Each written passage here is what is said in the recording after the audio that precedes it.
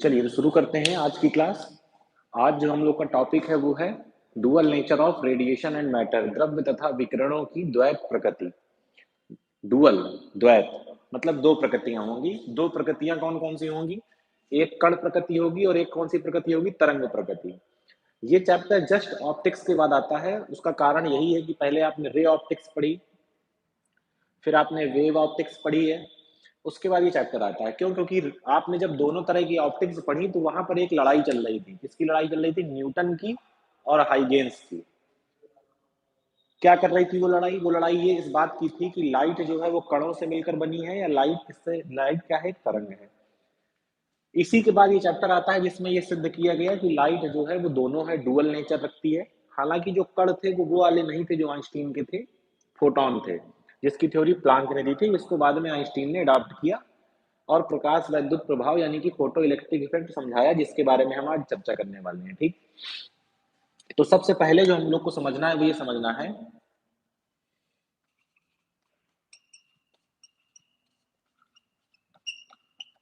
धात्विक पृष्ठों से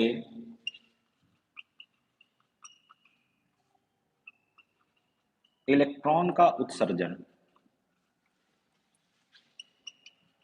यानी कि एमिशन ऑफ इलेक्ट्रॉन्स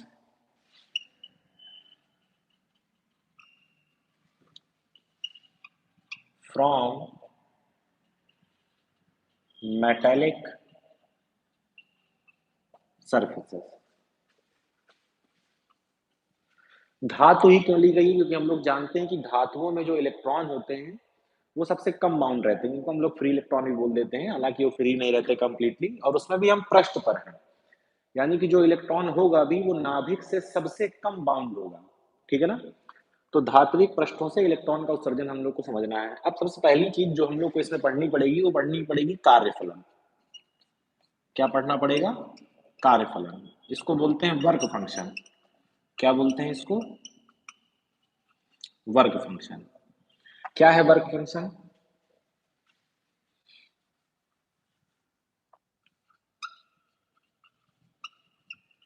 वह न्यूनतम ऊर्जा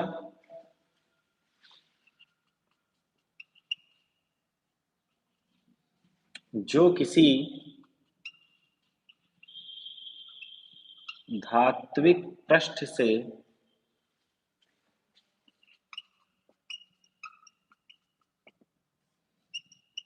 इलेक्ट्रॉनों के उत्सर्जन के लिए आवश्यक हो,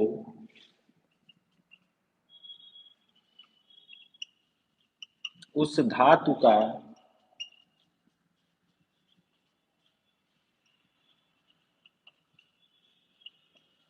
कार्यफलन कहलाती है। फिर से एक बार देखिए जरा क्या लिखा है। वह न्यूनतम ऊर्जा जो किसी धात्विक पृष्ठ से इलेक्ट्रॉनों के उत्सर्जन के लिए आवश्यक हो। दो शब्द इंपॉर्टेंट है, न्यूनतम है और क्या है? आवश्यक है। मतलब कम से कम इतनी ऊर्जा जब आप देंगे, हम कहते हैं ना कि धातु में फ्री इलेक्ट्रॉन पाए जाते हैं, तो वो गलत बात है। फ्री इलेक्ट्रॉन नहीं पाए जाते हैं, वो सबसे कम बाउंड होते हैं। आप ये नहीं कि फ्री हैं तो कहीं भी टहलने चले गए। उनको भी निकालने के लिए, धातु के इलेक्ट्रॉनों को निकालने के लिए भी कुछ ना कुछ ऊर्जा देनी पड़ती है, और वो जो न्यूनतम ऊर्जा देनी पड़ती है वही ऊर्जा कहलाती है कार्यफलन। बिना इसके काम नहीं होगा। ठीक, इलेक्ट्रॉन कोई भी फ्री नहीं होता। वह न्यूनतम ऊर्जा जो किसी धात्विक पृष्ठ से इलेक्ट्रॉनों के उत्सर्जन के लिए आवश्यक हो, धातु का कार्यफलन कहलाती है। इसे फाई से निरूपित करते हैं। कुछ लोग डब्ल्यू से भी करते हैं, डब्ल्यू फॉर वर्क, अपना अपना, उसमें कोई वो नहीं है। हम लोग फाई से करेंगे। फाई धातु का गुण होता है। जो कार्यफलन है वो क्या है? धातु का गुण है। मतलब इसका मान जो है वो केवल और केवल धातु पर निर्भर करेगा। जैसे सीजियम के लिए अलग है, ठीक है ना, टंगस्टन, मतलब सबके लिए अपना अलग अलग है। इसमें जो इसका मान है वो किस पर निर्भर करेगा? आपके धातु पर। अब इसी से संबंधित हम लोग आगे बढ़ेंगे कि आखिर हमने बात समझ ली कि हमें अगर धातु के पृष्ठ से इलेक्ट्रॉन निकालना है तो ऊर्जा देनी पड़ेगी। कम से कम कितनी देनी पड़ेगी? कार्यफलन के बराबर। अब ऊर्जा देने के विभिन्न माध्यम हैं। तो इसीलिए धात्विक पृष्ठों से इलेक्ट्रॉन का उत्सर्जन कराने के भी कई तरीके हो गए। पहला आता है तापायनिक उत्सर्जन, थर्माइनिक इमिशन मतलब कि कुछ ऊष्मा देकर। फिर आता है फील्ड इमिशन यानी कि क्षेत्र उत्सर्जन, यानी कि वैद्युत क्षेत्र की सहायता से इलेक्ट्रॉनों को बाहर निकालना। फिर आता है प्रकाश वैद्युत उत्सर्जन, photo electric emission, light incident करा के लाइट भी क्या एनर्जी इलेक्ट्रॉनों को निकालना। फिर आता है एक सेकेंडरी इमिशन यानी कि द्वितीयक उत्सर्जन, उसमें क्या करते हैं कि एक पहले से जो इलेक्ट्रॉन हमारे पास होता है जो बाहर आ चुका होता है उसी की सहायता से दूसरे इलेक्ट्रॉन को निकालते हैं। तो देखिए थोड़ा थोड़ा इनके बारे में समझ लेते हैं।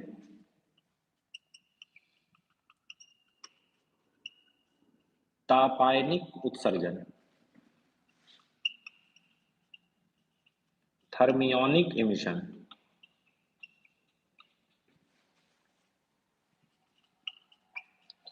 धातु को उच्च ताप पर गर्म करके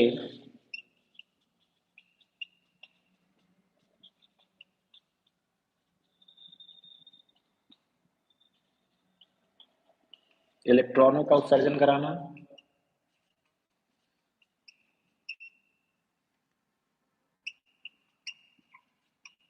फिर आता है क्षेत्र उत्सर्जन,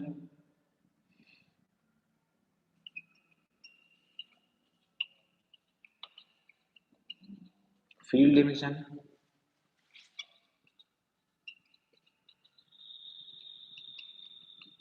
वैद्युत क्षेत्र आरोपित करके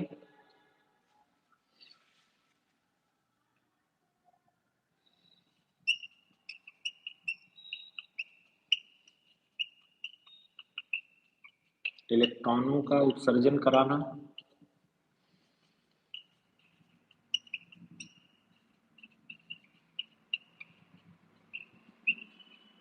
फिर आता है प्रकाश वैद्युत उत्सर्जन,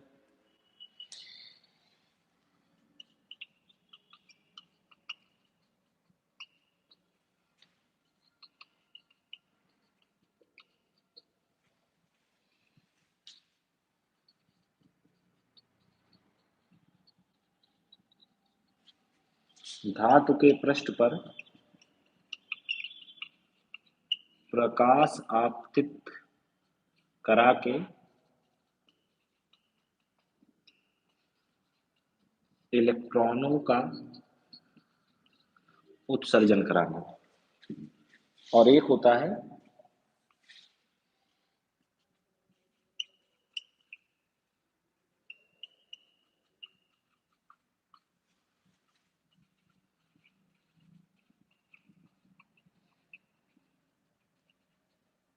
सेकेंडरी इमिशन। देखिए इन तीनों तरीकों से जो इलेक्ट्रॉन निकले हुए हैं उनको क्या करते हैं हम लोग, ऊर्जा देते हैं। ऊर्जा देने से क्या होता है कि वो त्वरित होते हैं, त्वरित होने से उनका जो स्पीड होती है वो बढ़ती है, स्पीड होने से उनकी काइनेटिक एनर्जी बढ़ती है और वो टकराते हैं किससे जाके, धातु से, जिससे बाकी इलेक्ट्रॉन निकलते हैं।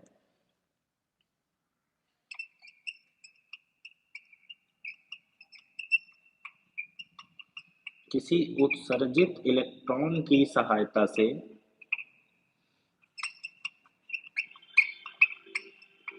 इलेक्ट्रॉन को उत्सर्जित करा। तो ये है तरीके क्या करने के, धात्विक प्रश्नों से इलेक्ट्रॉन के उत्सर्जन के। हमें जो समझना है वो समझना है प्रकाश वैद्युत उत्सर्जन।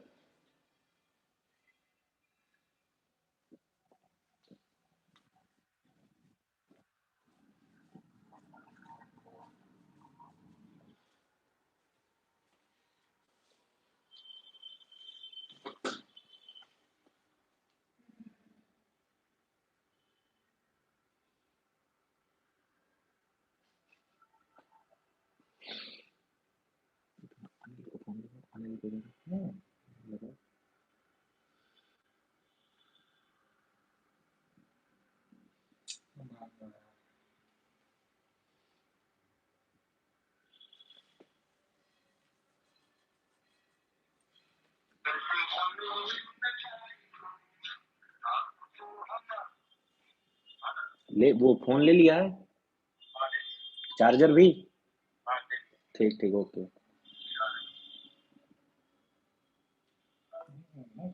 हम्म।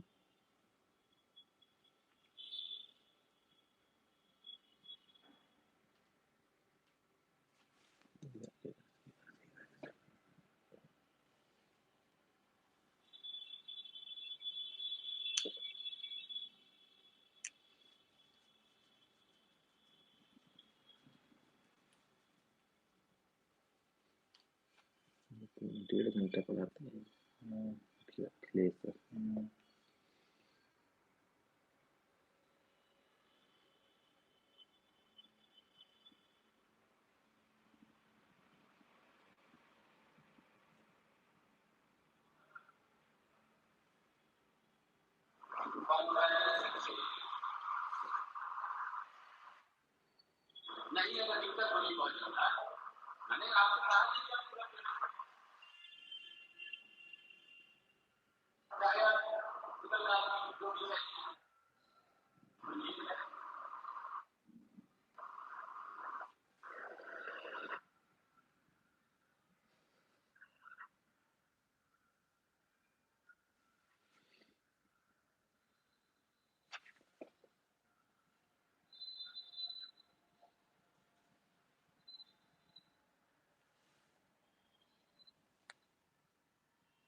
दिख रहा है सब है।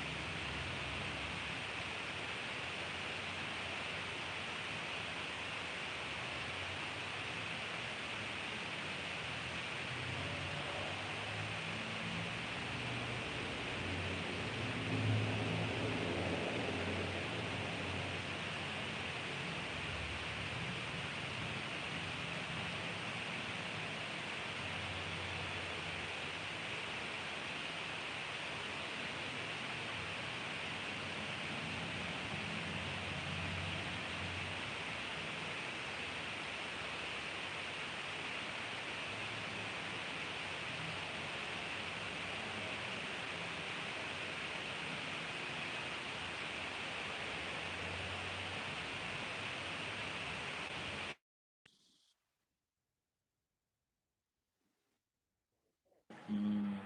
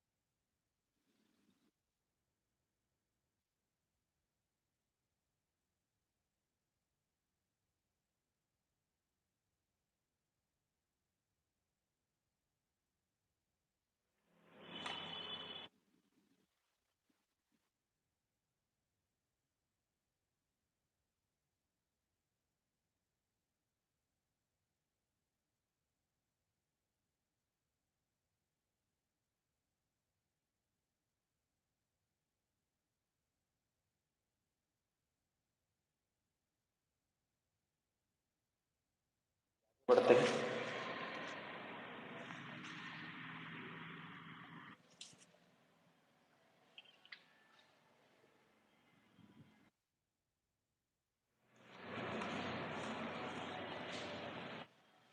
अब देखिए कुछ हम लोग को पढ़ना है टर्म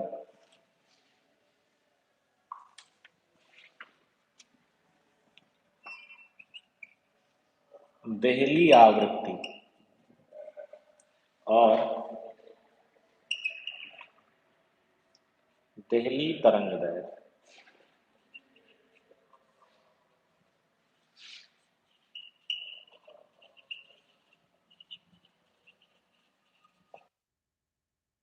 वेवलेंथ,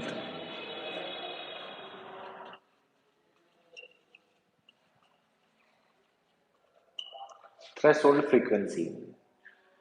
दो चीजें याद रखिएगा, E बराबर एच सी बाई लैम्डा होता है और E बराबर एच न्यू होता है। ये आवृत्ति के पदों में है ऊर्जा का मान, और ये तरंग दैर्ध्य के पदों में है।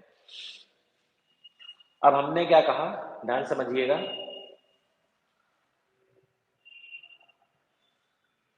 देखिए इसके पहले जरा बीच में थोड़ा सा समझ लेते हैं कि प्रकाश वैद्युत उत्सर्जन है क्या।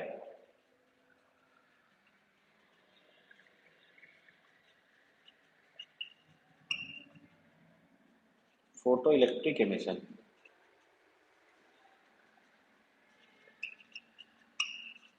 जब किसी धातु के पृष्ठ पर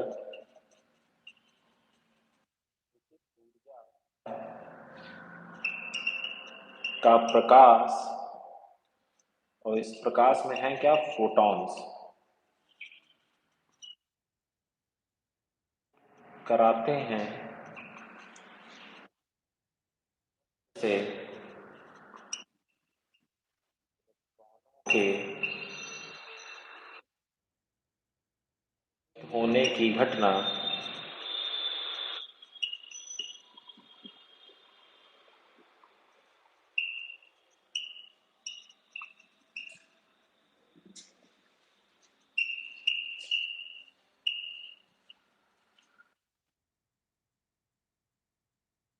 जाती है।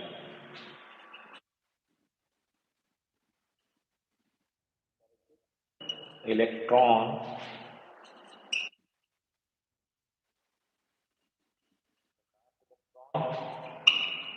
तथा इनके कारण प्रवाहित धारा प्रकाश धारा यानी कि पानी दे गया था क्या? हम्म हम्म तो उनके पास कहां से आया था क्या? और जो बोतलें थी वो कहाँ है? ठीक, तो देखिए समझ लीजिए जरा यहाँ पे क्या लिखा गया है।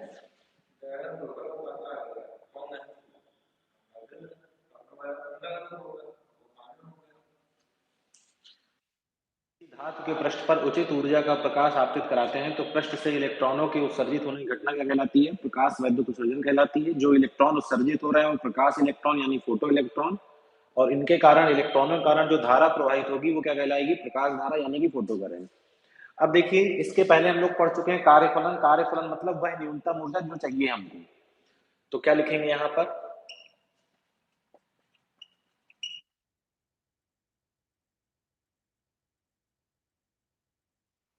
इसको प्रकाश वैद्युत प्रभाव कर लीजिएगा, बात वही है,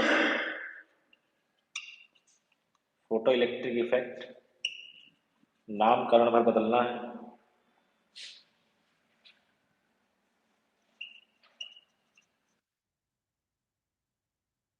वैद्युत के लिए जो ई का मान है वो या तो बड़ा हो फाई से या बराबर हो, क्योंकि न्यूनतम था ना ये, तो कम से कम इतना चाहिए या इससे ज्यादा चाहिए। ई का मान जो है, क्योंकि आवृत्ति लिख रहे हैं हम लोग, तो यहाँ पर लिखेंगे एच न्यू। इस न्यू को यहीं रोके रहिए और एच को इधर भेज दीजिए, तो ये हो जाएगा फाई बाई एच। अब जरा इस इनइक्वालिटी को पढ़िए। ये इनइक्वालिटी कह रही है कि nu is greater than or equal to phi by h. मतलब न्यू का मान या तो फाई बाई एच से बड़ा होगा या उसके बराबर होगा। मतलब या बराबर होगा या बड़ा होगा, तो कम से कम क्या होगा, बराबर होगा। न्यू का मान इससे या तो बड़ा होगा या बराबर होगा। तो हम पूछे कम से कम क्या होगा, तो बराबर से नीचे जाने का तो सवाल ही नहीं उठता, क्योंकि या तो बराबर होगा या बड़ा होगा। तो अगर मैं यहां पर लिखूं न्यू मिनिमम, तो वो बराबर होगा फाई बाई एच के। और यहाँ से फाई का मान, ये न्यू मिनिमम की जो वैल्यू है यही क्या है, दहली आवृत्ति। और ये जो न्यू मिनिमम को अगर मैं फाई के टर्म में लिखूंगा तो ये आ जाएगा एच न्यू मिनिमम, या इसी को हम लोग लिखते हैं एच न्यू नॉट। ठीक, इसी को क्या बोल देते हैं, न्यू नॉट। ठीक है ना। तो क्या बोलते हैं इसको, वह न्यूनतम आवृत्ति जो किसी धातु के पृष्ठ से इलेक्ट्रॉन को बाहर निकाल सके, क्या कहलाएगी, दहली आवृत्ति। इसी तरह यहां क्या लिखेंगे, प्रकाश वैद्युत उत्सर्जन के लिए जो ई का मान है वो बड़ा या बराबर होना चाहिए फाई के। तो इसको लिख लेते हैं एच सी बटे lambda greater than or equal to five. H c को नीचे ले जाइए तो यहाँ one by lambda greater than or equal to five by h c. अगर मैं इसको पलट दूंगा तो इनइक्वालिटी भी क्या हो जाएगी, पलट जाएगी। जैसे हम लोग जानते हैं टू इज से यहाँ पे लिखा है four is greater than two. अब मैं इसका रिवर्स कर दूं, मतलब अगर एक बटे चार कर दूं यहाँ एक बटे दो, तो मुझे फिर इधर ये लगाना पड़ेगा। मतलब जब डिनोमिनेटर को न्यूमरेटर से चेंज करते हैं तो इनइक्वालिटी बदल जाती है। ये हो जाएगा एच सी बाई फाइव। क्या कह रहा है ये ध्यान समझिएगा, लैम्डा का मान एच सी बटे फाइव से छोटा होगा या बराबर होगा। लैम्डा का मान एच सी बटे फाइव से छोटा होगा या क्या होगा, बराबर होगा।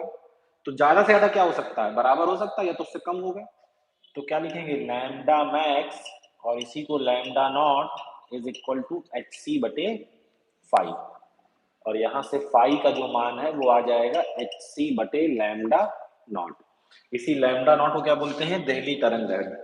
आपतित प्रकाश की वह अधिकतम तरंग दैर्ध्य जो धात्विक पृष्ठ से इलेक्ट्रॉनों को बाहर निकाल सके, क्या कहलाती है, दहली तरंग दैर्ध्य। तो दो ये फार्मूले समझ लेना है, आवृत्ति वाला और तरंग दैर्ध्य वाला। दहली मतलब होता है थ्रेशोल्ड, और थ्रेशोल्ड का मतलब होता है बाउंड्री।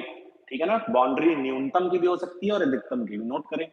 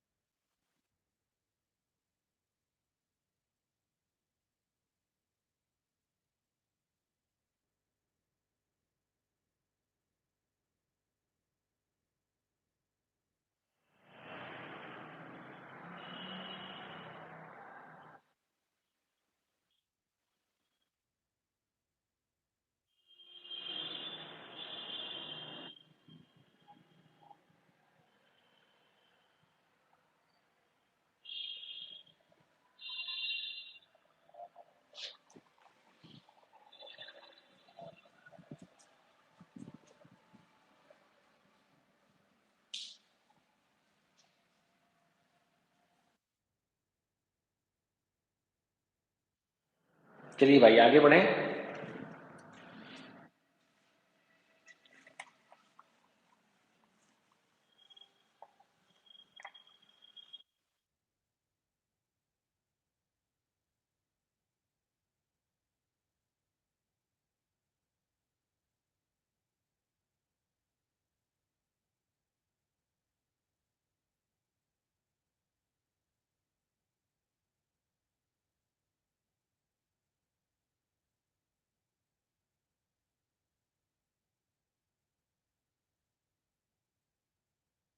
ये क्या आता है?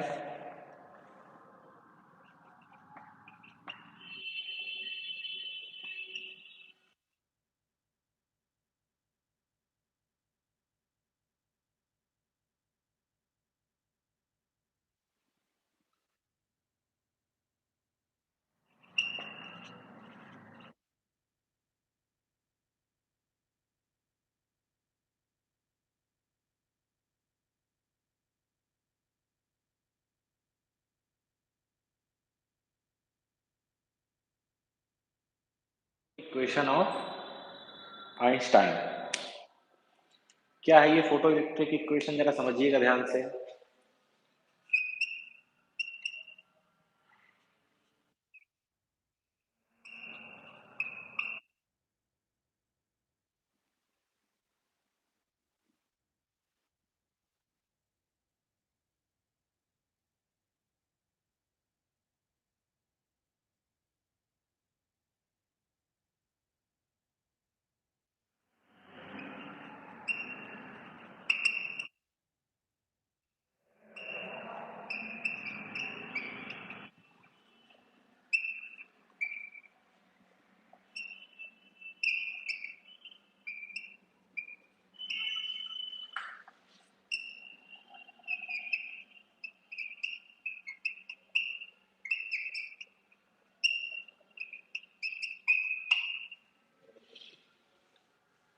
अब देखिए इसी के कई रूपांतरण हैं।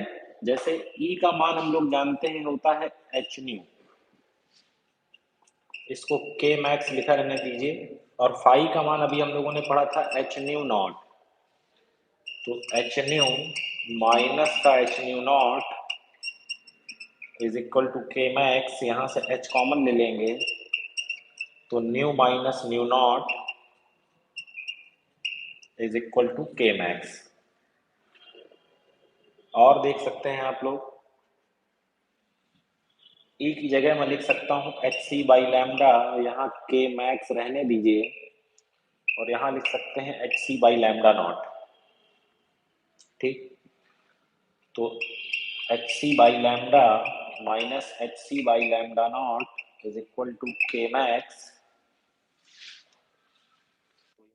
एच सी कॉमन ले लिया, one upon lambda minus one upon lambda naught is equal to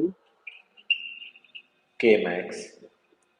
और भी लिख सकते हैं, since E is equal to K max plus five, K को हम लिख सकते हैं हाफ एम वी मैक्स का स्क्वायर, और यहाँ पर प्लस फाइव,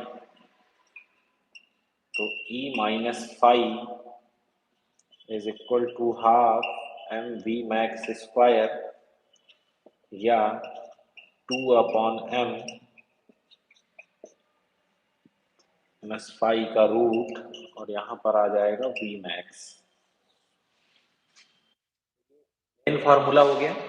फिर इसी से आगे चल के आप डिफरेंट डिफरेंट फार्मूले ड्राइव कर सकते हैं। अभी ये सब फार्मूलों की हमको जरूरत पड़ेगी ग्राफ्स में, जब हम लोग ग्राफ पढ़ेंगे, जैसे के का और न्यू का ग्राफ, ठीक है ना, के का, फिर लैम्डा का ग्राफ, ठीक है ना। इस तरह के ग्राफ्स में हम लोग को इनकी नीड पड़ेगी, तो इन लोग को नोट कर लें आप सभी फॉर्मूले।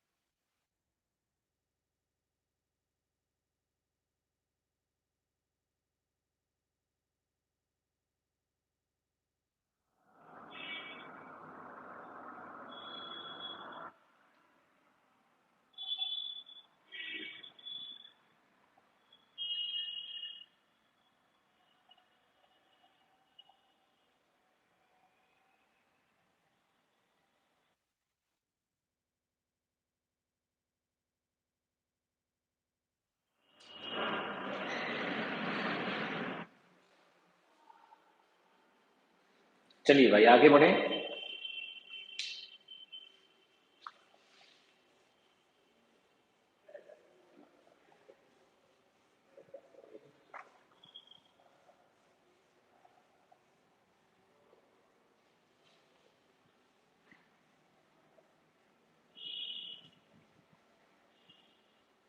हम्म।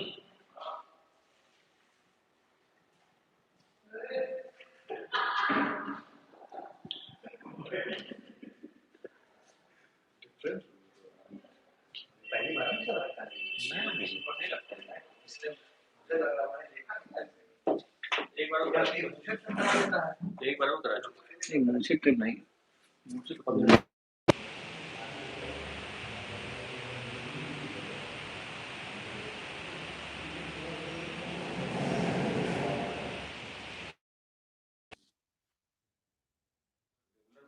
बनाते हैं लोग तो फिर वो इतने बड़ी थोड़ी होने देते हैं, वो तो हर 3 दिन में करते हैं, तो वो दिक्कत नहीं होती बनाने में। जब बहुत बड़ी हो जाती है तो फिर पूरी जड़ से बहुत दर्द होता है उसमें। तो फिर बनाओ तो 3 दिन में बनाओ, 3 दिन 4 दिन में। जो साल के फरवरी वाले महीने हैं उसमें ये लोग अच्छा कोचिंग कोचिंग अच्छा।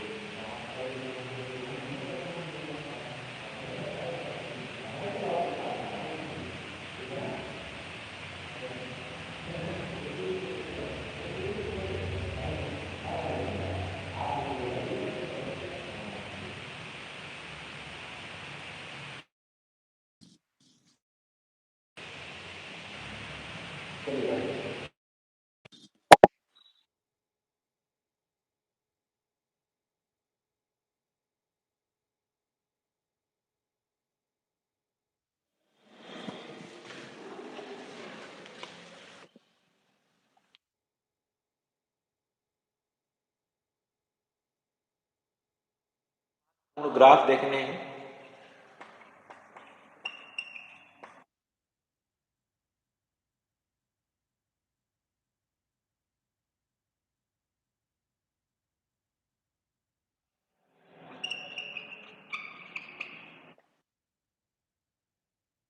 ग्राफ देखिए जरा ध्यान से। सबसे पहली चीज, ग्राफ को समझने से पहले एक चीज समझ लीजिए,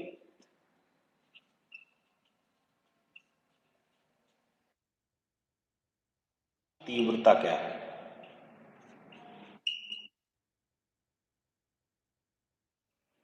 इंटेंसिटी ऑफ लाइट। तीव्रता का मतलब है सेकेंड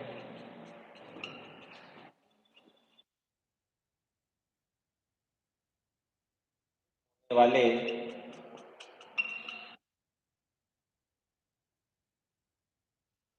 फोटोनों की संख्या, number of photons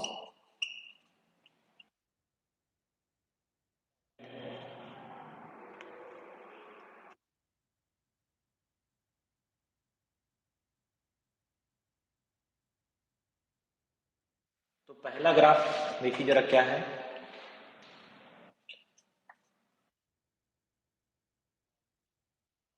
versus I max और यहाँ है आई और ये ग्राफ सीधा है। इससे क्या पता चलता है?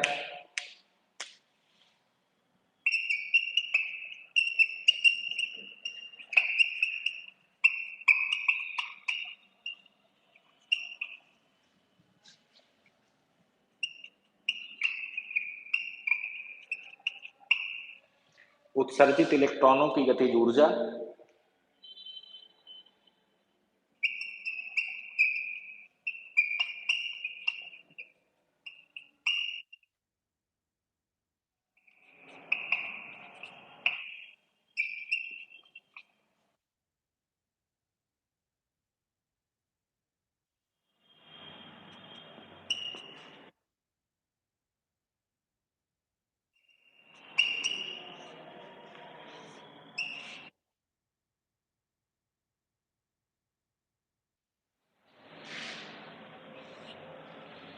ये जो आई है ये क्या है? प्रकाश धारा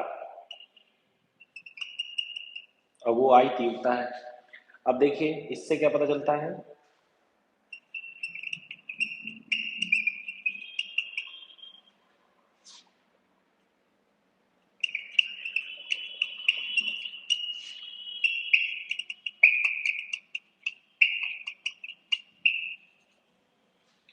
प्रकाश धारा तीव्रता के समानुपाती होती है। कैसे जरा समझिएगा।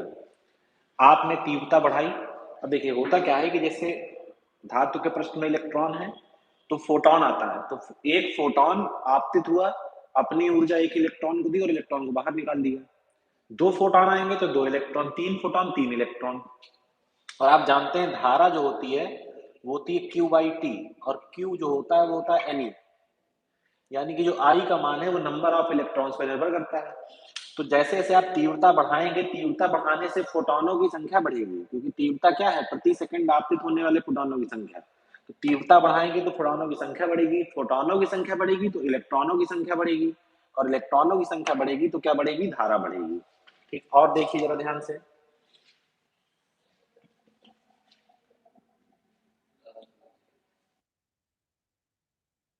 जरा ध्यान से समझिएगा। हम लोगों ने अभी पढ़ा था क्या? E is equal to K max plus 5, और E की जगह हम लोगों ने पढ़ा था एच न्यू, यहाँ पर था के मैक्स और यहाँ पर था एच न्यू नॉट। तो के मैक्स क्या हो जाएगा? H nu minus h nu naught. इसकी तुलना देखिए करिए जरा y is equal to m x minus c से। तो मैं ग्राफ बनाने जा रहा हूं के मैक्स और न्यू के मध्य, ठीक है ना, मतलब प्रकाश की तीव्रता के मध्य। तो जरा ध्यान से देखिए जो ग्राफ है ये कैसा ग्राफ है आपका, समझिएगा। y is equal to m x minus c, straight line का विद नेगेटिव इंटरसेप्ट, ये चला गया। तो ये जो इंटरसेप्ट इसने यहाँ पे काटा है वो कितना है? H nu not. ठीक, ये जो वैल्यू है ये कौन सी वैल्यू है? न्यू नॉट की। क्लियर है? और यहां से इसका स्लोप निकाल लेंगे।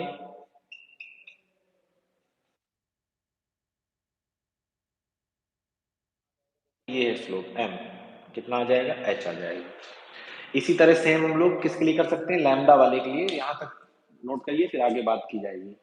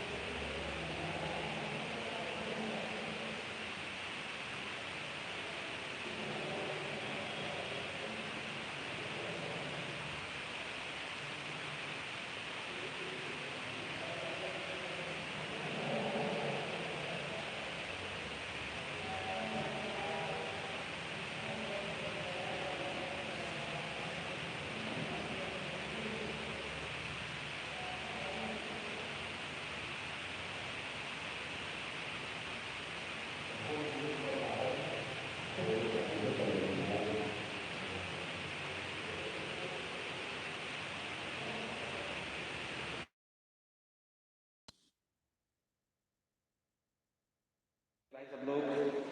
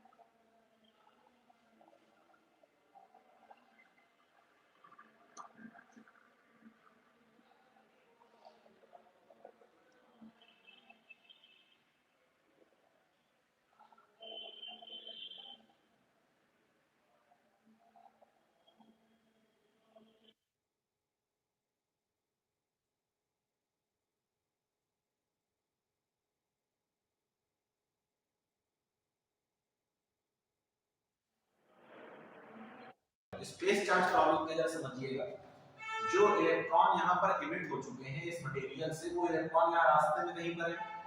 अब जो अदर इलेक्ट्रॉन इमिट हो रहे हैं, तो वो इलेक्ट्रॉन जाना कहाँ चाहते हैं, इस तरफ, क्यों, क्योंकि कैथोड पे आपने नेगेटिव पोटेंशियल लगाया हुआ है। लेकिन वो इलेक्ट्रॉन को यहाँ जाने से कौन रोक रहे हैं, जो इलेक्ट्रॉन रास्ते में मौजूद है, क्योंकि इलेक्ट्रॉन के पास कौन सा चार्ज होगा, सेम चार्ज होगा और नेगेटिव। तो ये इलेक्ट्रॉन जो रास्ते के होते हैं, ये इकट्ठा जो हो चुके होते हैं, ये नए इलेक्ट्रॉन्स को जाने नहीं देते हैं, जिससे कि करंट हमारी इंक्रीज नहीं होती है, करंट इतने पे ही क्या होती है, रुक जाती है। इस समस्या को दूर करने के लिए हम लोग एनोड का पोटेंशियल पॉजिटिव वाला बढ़ाते हैं। जब एनोड का पोटेंशियल बढ़ाते हैं, तो जो यहाँ जाम लग चुका था किनका, इलेक्ट्रॉनों का, वो जाम यहाँ से खाली होना शुरू होता है और भी ज्यादा इलेक्ट्रॉन्स एनोड में पहुंचते हैं, तो जिससे एनोड की करंट क्या हो जाती है, यहाँ पर एनोड पोटेंशियल के बढ़ने पर करंट भी क्या हो जाती है, बढ़ जाती है। क्योंकि हमने करंट को क्या कर दिया, बढ़ा दिया, पोटेंशियल बढ़ा रहे करंट बढ़ गई, तो लीनियर रिलेशन है, इसको हमने यहाँ से बढ़ा दिया। बढ़ाते बढ़ाते हमने देखा कि एनोड का पोटेंशियल बढ़ाते जा रहे, करंट बढ़ती जा रही है, लेकिन एक टाइम ऐसा आया कि एनोड का पोटेंशियल जब इतना बढ़ाते चले जाए, करंट की वैल्यू नहीं बढ़ रही है। ऐसा क्यों आया, उसको भी समझते हैं। भाई हर मटेरियल के पास एक फिक्स नंबर ऑफ इलेक्ट्रॉन्स है कि हम इतने ही इलेक्ट्रॉन्स आपको दे सकते हैं। एक समय ऐसा आएगा जब इस मटेरियल के जितने इलेक्ट्रॉन थे सब लिमिट हो चुके होंगे, तो सारे इलेक्ट्रॉन्स यहाँ पर आ चुके हैं सिस्टम में। अब नया इलेक्ट्रॉन कोई आना नहीं है, और अगर नया इलेक्ट्रॉन कोई नहीं आना है, तो फिर करंट कहां से बढ़ेगी, क्योंकि करंट तो नंबर ऑफ इलेक्ट्रॉन से बढ़ती है ना, तो करंट क्या हो जाती है, फिर कांस्टेंट हो जाती है। तो हमने उसको इस तरह ग्राफ में यहां दिखा दिया, ठीक है। और इस करंट की जो वैल्यू है, इसको हम लोग बोलते हैं सैचुरेशन करंट। क्या बोलते हैं इसको, सैचुरेशन करंट, संतृप्त धारा, सैचुरेट हो चुकी है। अब जैसे ही यहां पर हमें सैचुरेशन करंट मिली, तो तुरंत हमने क्या किया, इस बैटरी को रिवर्स कर दिया, यानी कि जो एनोड था वो अब क्या हो जाएगा, नेगेटिव पोटेंशियल पे, और जो कैथोड था वो क्या हो जाएगा, पॉजिटिव पोटेंशियल पे। तो जो इलेक्ट्रॉन यहां से भागते हुए चले आ रहे थे किसकी तरफ, एनोड की तरफ, क्यों, क्योंकि एनोड तो पॉजिटिव था, और नेगेटिव पॉजिटिव भी होते हैं, अट्रैक्ट होते हैं। अचानक से हमको झटका लगा, झटका लगने का मतलब यहाँ पर जो पोटेंशियल था वो क्या हो चुका है, नेगेटिव, और नेगेटिव ने इलेक्ट्रॉन्स को रिपेल करना शुरू किया। जैसे ही नेगेटिव ने इलेक्ट्रॉन्स को रिपेल करना शुरू हुआ, तो यहाँ पर इलेक्ट्रॉन जो पहुंच रहे थे उनकी संख्या क्या हो गई, कम हो गई।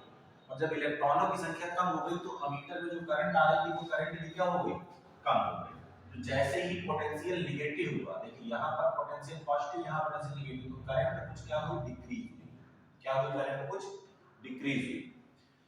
फिर अभी भी कुछ इलेक्ट्रॉन पहुंच रहे हैं, क्योंकि सब तो नहीं रुक जाएंगे, तो आपने ये नेगेटिव पोटेंशियल और बढ़ाया, जब और बढ़ाया तो और इलेक्ट्रॉन कम हुए, और बढ़ाते बढ़ाते एक ऐसा पोटेंशियल आपने कर दिया इसका, नेगेटिव पोटेंशियल, कि जहां तक कोई भी इलेक्ट्रॉन अब एनोड तक नहीं पहुंच पा रहा है, यानी कि अमीटर की करंट क्या हो चुकी है, जीरो हो चुकी है। एनोड के इस नेगेटिव पोटेंशियल ने सभी इलेक्ट्रॉन्स को स्टॉप कर दिया है, इसलिए इसको बोलते हैं स्टॉपिंग पोटेंशियल। और स्टॉपिंग पोटेंशियल पर आने के बाद जो करंट होती है, कौन सी करंट है, ये फोटो करंट। कौन सी करंट है, फोटो करंट, वो क्या हो जाती है, जीरो हो जाती है। ये जो पोटेंशियल है इसको दिखाते हैं वी नॉट से। तो क्या है, एनोड का वो निगेटिव पोटेंशियल जिस पर प्रकाश धारा यानी कि फोटो करंट शून्य हो जाए, ठीक है ना।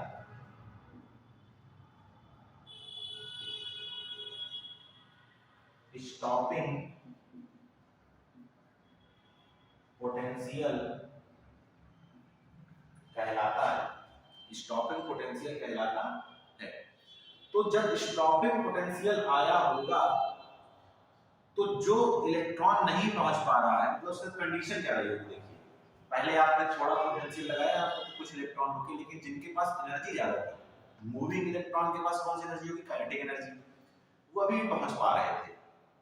जैसे लॉकडाउन को अगर हम लोग याद करें तो पहले लॉकडाउन थोड़ा सा कम स्ट्रिक्ट था, तो फालतू घूमने वालों को रोका जा रहा था, लेकिन जो काम वाले थे वो जा रहे थे। तो कुछ तो जानने वालों की संख्या में कमी आई तो करंट क्या हुई, कम हो गई। लेकिन फिर लॉकडाउन और स्ट्रिक्ट हुआ तो ये हुआ कि नहीं, फालतू मतलब जो भी है उन लोग को नहीं आने दिया जाएगा, कोई भी आदमी हो सबके घर में ही सब्जी पहुंचाई जाएगी, राशन पहुंचाया जाएगा, करंट बिल्कुल कम हो गई। फिर ये हुआ कि नहीं अब तो निकलना ही नहीं, जिसको निकलना है तो सीधे पास लेके निकलना पड़ेगा, केवल गवर्नमेंट के ऑफिशियल्स निकलेंगे और कोई नहीं निकलेगा।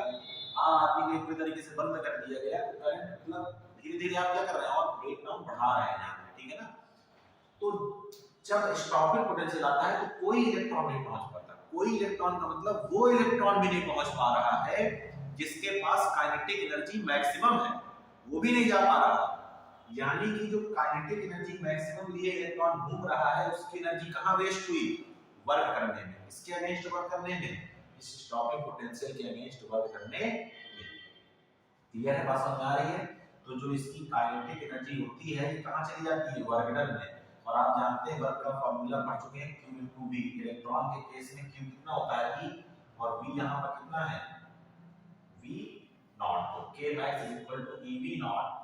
तो यहाँ से V नॉट का फार्मूला हम लोग को मिलता है K max divide by E।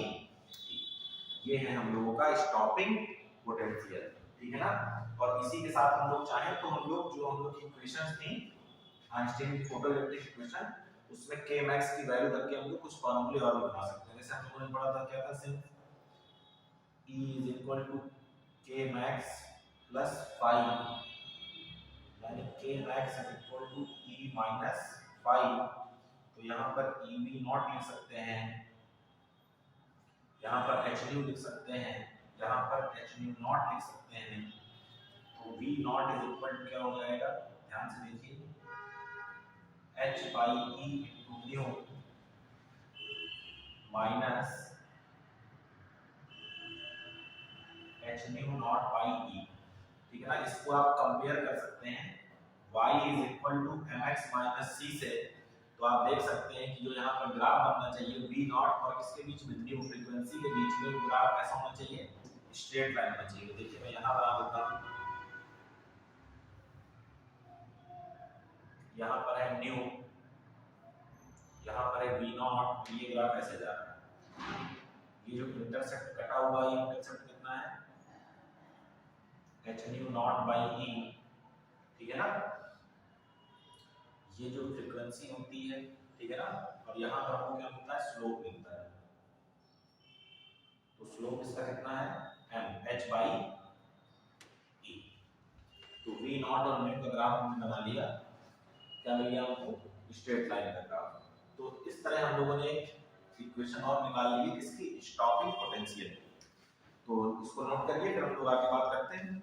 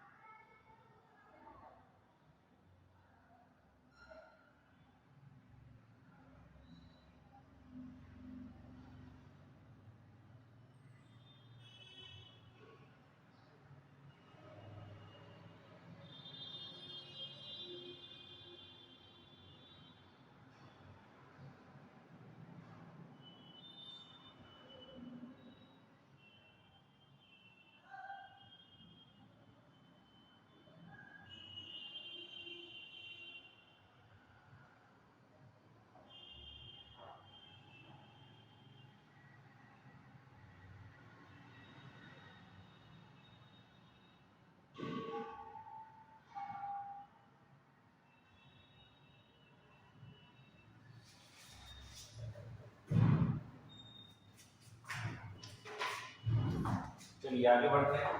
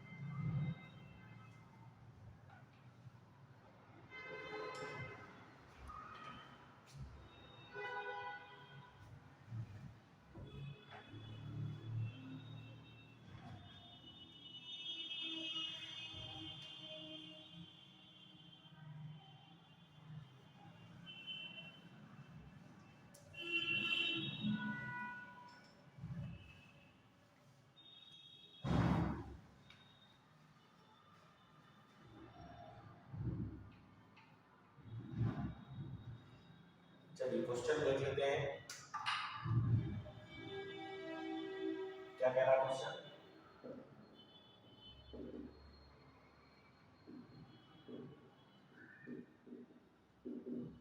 यदि सीजियम धातु का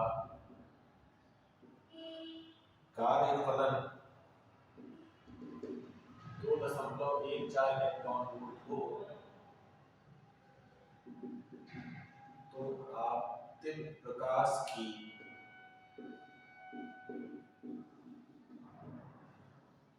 वह तरंगदैर्घ्य क्या होगी जिस पर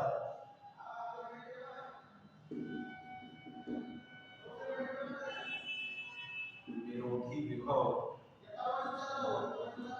0.6 वोल्ट होगा। ऑप्शन है आपके 4530 एंगस्ट्रॉम,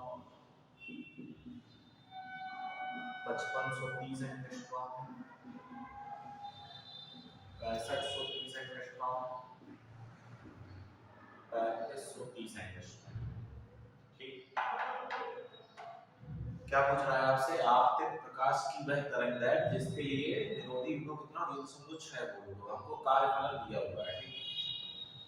चलिए देखिए, हम लोग जानते हैं क्या, since E is equal to K max plus 5, ठीक, E की वैल्यू होती है xc by lambda, K max की वैल्यू होती है EV नॉट और ये है +5। तो अगर मैं लैम्डा की वैल्यू निकालना चाहूँ तो आ जाएगी hc अपॉन EV नॉट +5। बात समझ में आ रही है नहीं, बोलो भैया। Lambda is equal to hc upon EV naught +5 value रख दीजिए 6.6 10 की घाते -34 3 गुणे 10 की घाते 8 1.6 10 की घाते -19 और गुणे V नॉट है 0.6, ये है 2.14 इलेक्ट्रॉन वोल्ट, यानी 1.6 10 की घाते -19। ठीक है ना, तो देखिए जरा इसको हल करके समझिए। अंदाजे से करें तो ये लगभग हो जाएगा 20 के आसपास और ये बचेगा 10 की घाते -26,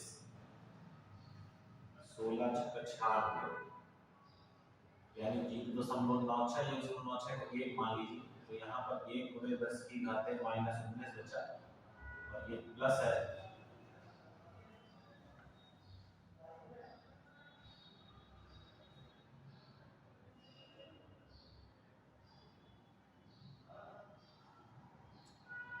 तो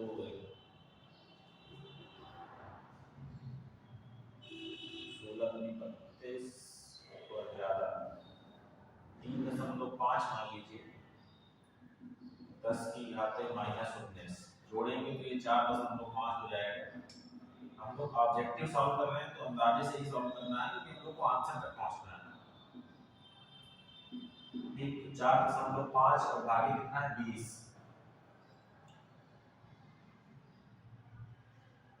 देखिए ये अगर मैं यहाँ पे इसको हल करूँ तो बेसिकली ये 45 और यहाँ पे 200 है लिखा है।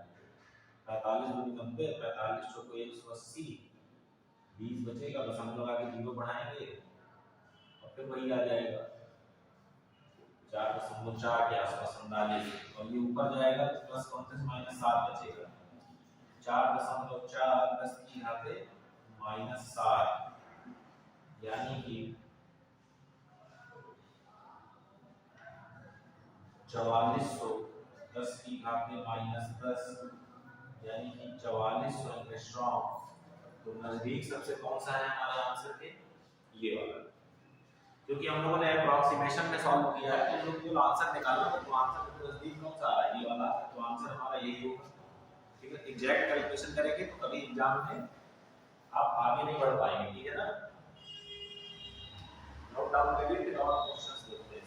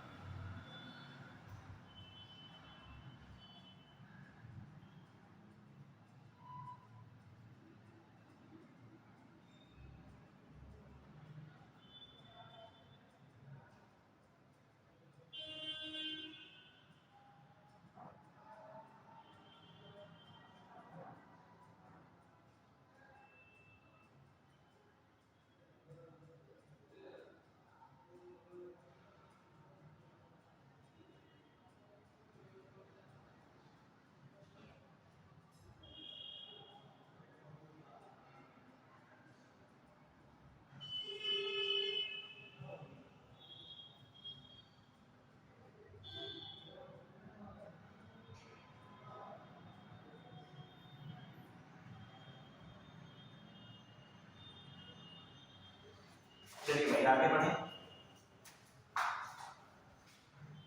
देखिए प्रीवियस से भी कुछ क्वेश्चन देख लेते हैं जो इसकी कॉन्सेप्ट पर बेस्ड है।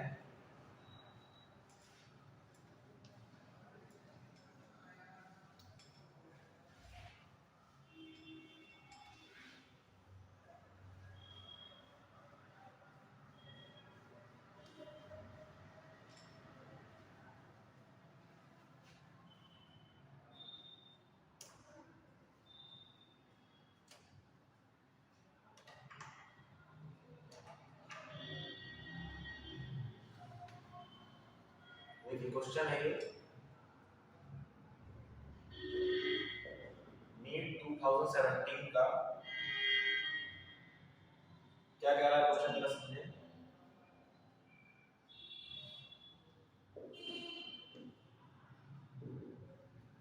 सिल्वर के लिए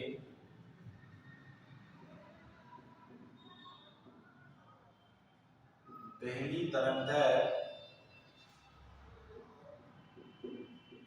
3250 एंगस्ट्रॉम है।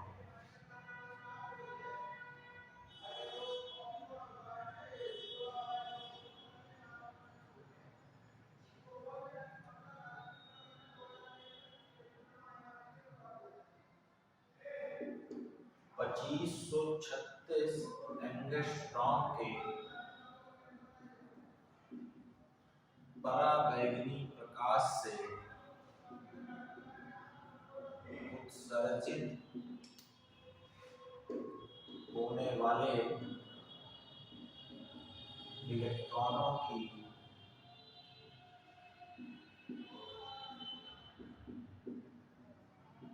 अधिकतम चाल है।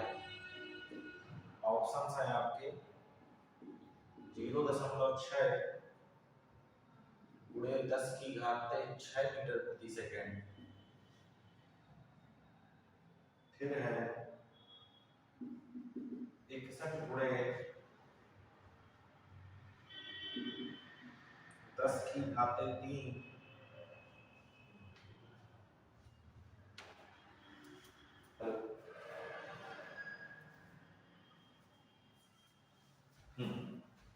61 गुणे 10⁻3 मीटर प्रति सेकेंड, 0.3 10⁻6 मीटर प्रति सेकेंड और 6 गुणे 10⁻6 मीटर प्रति सेकेंड। इसी क्वेश्चन में आपको दिया है h की वैल्यू 4.14 10⁻−15 इलेक्ट्रॉन वोल्ट सेकेंड और c आप जानते हैं 3 गुणे 10⁻8 मीटर प्रति सेकेंड। देखिए ध्यान से समझिएगा, h की जो वैल्यू हम लोग पढ़ चुके हैं वो कौन सी पढ़ चुके हैं, 6.64 10⁻−34 जूल सेकेंड। तो इसने जूल को किसमें बदल दिया, इलेक्ट्रॉन वोल्ट में, जिसके लिए इसने e से क्या दे दिया, भाग दे दिया है। आप e से गुणा कर देंगे तो वापस वही वैल्यू मिल जाएगी। ठीक, तो हमसे क्या पूछ रहा है, v मैक्स पूछ रहा है। देखिए जरा समझिएगा ध्यान से, हमको दिया क्या है, हमको दिया लैम्डा नॉट, कितना दिया है 3250 एंगस्ट्रॉम। फिर हमको लैम्डा दिया है, कितना दिया है 2536 एंगस्ट्रॉम, और हमसे v मैक्स पूछ रहा है। तो हम लोग चलते हैं, क्या हम लोग जानते हैं, since E is equal to K max plus phi, तो K max is equal to E minus phi, half m V max square hc by lambda और hc by lambda not. Clear है, तो half m V max square hc यहाँ से common ले लेंगे तो 1/लैम्डा minus 1/लैम्डा नॉट आ जाएगा। क्लियर है, बात समझ में आ रही है। तो देखिए यहाँ से Vm स्क्वायर कितना आ जाएगा 2hc बाई m 1/लैम्डा माइनस 1/लैम्डा नॉट।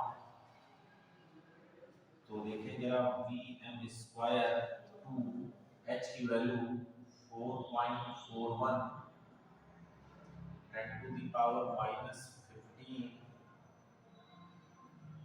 3 into 10 की पावर 8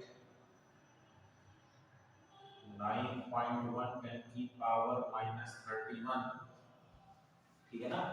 अब देखिए जरा यहाँ पे ध्यान से समझिएगा, लैम्डा और लैम्डा नॉट की वैल्यू आपको रखनी है, ठीक है ना। तो लैम्डा और लैम्डा नॉट की वैल्यू जब आप रख रहे हैं यहाँ पर,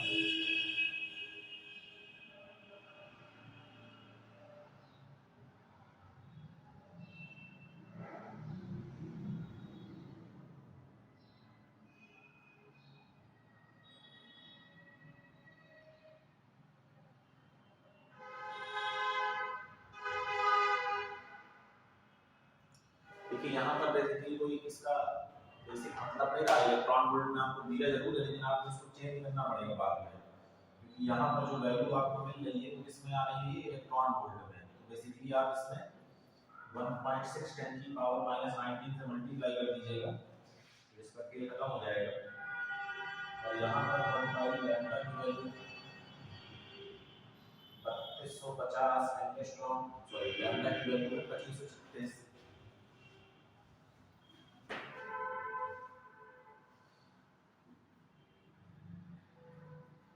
10 की घात में -10, और यहाँ है 3250 गुणे 10 की घात में -10। इसको सॉल्व करने के बाद जो भी वैल्यू आएगी उसका स्क्वायर ले लेंगे, और जब स्क्वायर ले लेंगे तो जो आपको आंसर मिलेगा वो 0.6 गुणे 10 की घात 6 मीटर प्रति सेकंड मिलेगा, ठीक है ना। कैलकुलेशन है और कुछ नहीं है, तो कैलकुलेशन आप ही करनी है, तो इसको नोट कर लेंगे, फिर आगे बात करते हैं।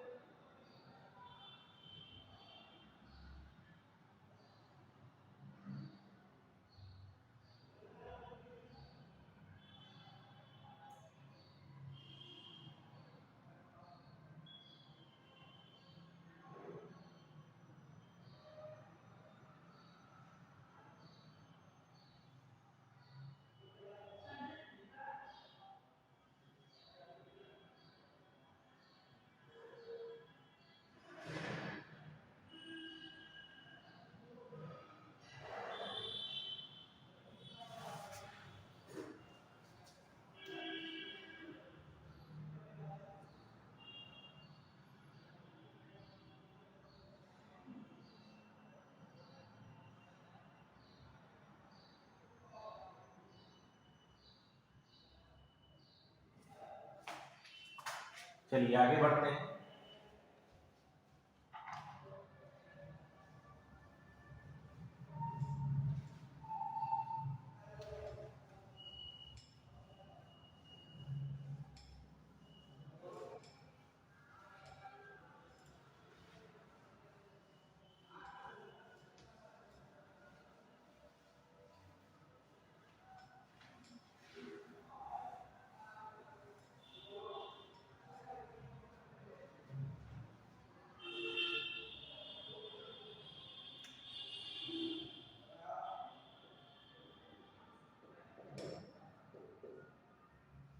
चलिए नीट 2016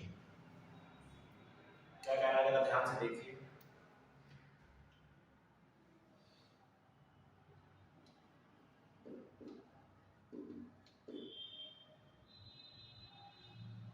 जब किसी धात्विक पृष्ठ पर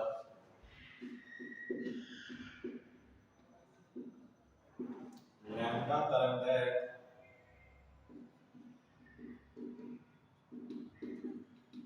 का प्रकाश आपतित कराते हैं तो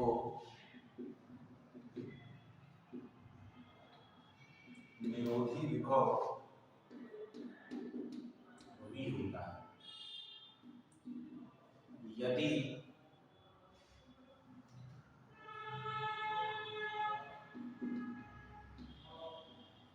तरंगदैर्घ्य 2 लैम्डा कर दी जाए तो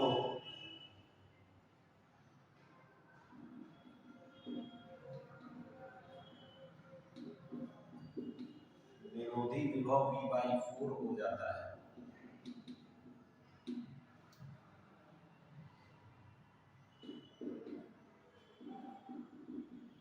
देहली तरंगदैर्घ्य होगी, ऑप्शन आपको पहला है 5/2 लैम्डा, 3 लैम्डा, 4 लैम्डा और 5 लैम्डा।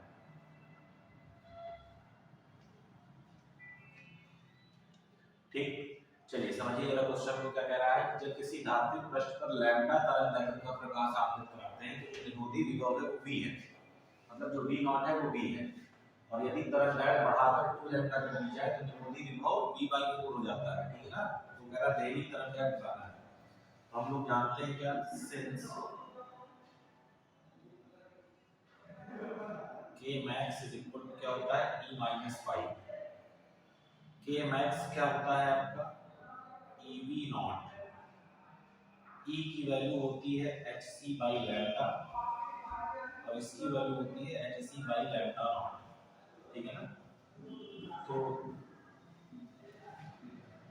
कंडीशन फर्स्ट क्या कहती है कि ये होगा V कब, जब लैम्डा होगा लैम्डा, इक्वेशन 1 मान लिया। फिर कंडीशन सेकंड क्या कहती है, ये होगा V/4 जब hc बाई यहाँ क्या होगा 2 लैम्डा, ये होगा इक्वेशन 2। ठीक, देखिए इक्वेशन 1 में इक्वेशन 2 से क्या कर दीजिए आप डिवाइड कर दीजिए। देखिए यहाँ होगा EV डिवाइड बाई EV/4, यहाँ होगा hc by lambda minus hc by lambda not divide by hc by 2 lambda minus hc by lambda not. EV से EV कट जाएगा, 4 पहुंच जाएगा ऊपर, तो ये हो गया 4 is equal to hc by lambda minus hc by lambda not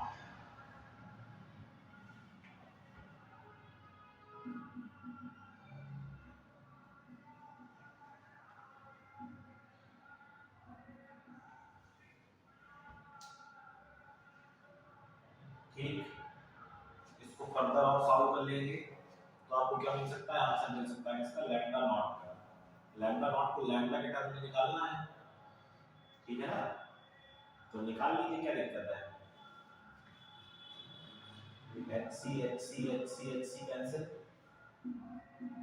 यहाँ 4 बचा, यहाँ पर देखिए क्या मिलेगा आपको 1 by lambda minus 1 by lambda not, 1 by 2 lambda minus 1 by lambda not, इसको इधर भेज दीजिए तो 4 इनटू में क्या है 1 by 2 lambda 1 by lambda not, और यहाँ पर है 1 by lambda minus 1 by lambda naught. ठीक, इसको जरा नीचे ले लो तो 1 by 2 lambda minus 1 by lambda not 1 by 4 lambda minus 1 by 4 lambda naught. ठीक, लैम्डा लैम्डा एक तरफ और लैम्डा नॉट एक तरफ, तो 1 by 2 lambda minus 1 by 4 lambda, ये हो जाएगा 1 by lambda not minus 1 upon 4 lambda naught. 1/2 में 1/4 गए तो 1/4 बचेंगे, 1/4 लैम्डा, और 1 में 1/4 गए तो 3/4 लैम्डा, 4 से 4 कट जाएगा, लैम्डा नॉट यहाँ और ये यहाँ, तो क्या आ जाएगा lambda not is equal to 3 lambda. ये आपका क्या हो जाएगा आंसर हो जाएगा। क्लियर है, बात समझ में आ रही है ना? नोट डाउन करेंगे।